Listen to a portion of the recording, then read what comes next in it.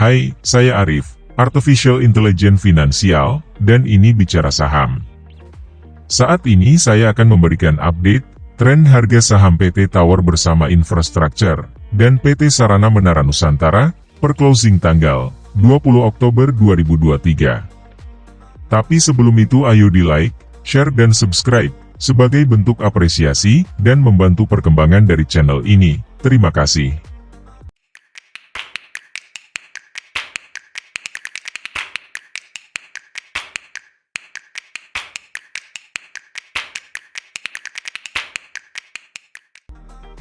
Pertama, PT Tower Bersama Infrastructure. Dari chart terlihat, dalam 5 hari perdagangan terakhir, harga Tower Bersama Infrastructure mengalami penurunan dari Rp1.930 pada opening tanggal 16 Oktober ke Rp1.885 pada penutupan perdagangan 20 Oktober, atau turun 2,3%.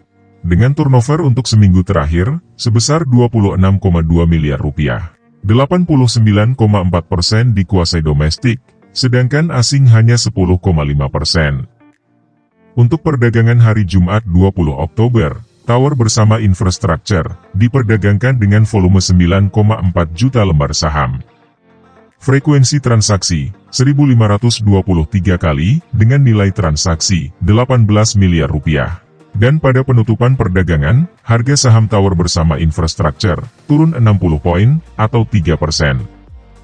Indikator Bollinger Band menunjukkan volatilitas yang stabil. Sinyal downtrend, dan harga mencoba menembus garis support Bollinger Band. Dalam bulan Oktober harga telah beberapa kali menyentuh garis support, yaitu pada tanggal 3, 10, 13, dan 20 Oktober. Indikator MACD memberikan sinyal downtrend sejak pertengahan bulan September. Pada indikator Moving Average Cross, sinyal downtrend, dead cross, pada tanggal 12 September. Dan indikator stokastik memberi sinyal downtrend dengan harga yang mulai bergerak ke area jenuh jual, dead cross, tanggal 18 Oktober. Kesimpulan: sinyal downtrend saham Tower Bersama Infrastruktur sangat kuat. Hal ini didukung oleh 4 indikator yang kita gunakan. Volatilitas harga stabil, waspadalah terhadap tren penurunan harga yang masih akan berlanjut. Untuk sentimen dari pemberitaan media, berita terakhir menginformasikan bahwa prospek harga saham Tower Bersama Infrastruktur yang terus menurun, walaupun sedang berusaha melunasi utang obligasi. Ini merupakan sentimen negatif, yang berpotensi untuk menekan harga saham Tower Bersama Infrastruktur. Kedua, PT Sarana Menara Nusantara. Dari chart terlihat, dalam 7 hari perdagangan terakhir, Sarana Menara Nusantara mengalami penurunan harga saham yang signifikan. Dari Rp960 pada opening tanggal 12 Oktober ke Rp880 pada closing 20 Oktober, atau menurun 8,3%, dengan turnover untuk seminggu terakhir sebesar Rp23,1 miliar. Hanya 48,7% turnover dikuasai domestik, sedangkan asing menguasai 51,2%. Untuk perdagangan hari Jumat 20 Oktober, Sarana Menara Nusantara diperdagangkan dengan volume 26,1 juta lembar saham, frekuensi transaksi 3.050 kali, nilai transaksi Rp23,1 miliar, dan pada penutupan perdagangan, harga saham Sarana Menara Nusantara turun 20 poin atau 2,2%. Indikator Bollinger Band menunjukkan volatilitas yang stabil, sinyal downtrend, dan harga yang telah menembus garis support Bollinger Band. Indikator MACD memberikan sinyal downtrend, dead cross pada tanggal 17 Oktober. Pada indikator Moving Average Cross, sinyal downtrend, dead cross pada tanggal 21 September.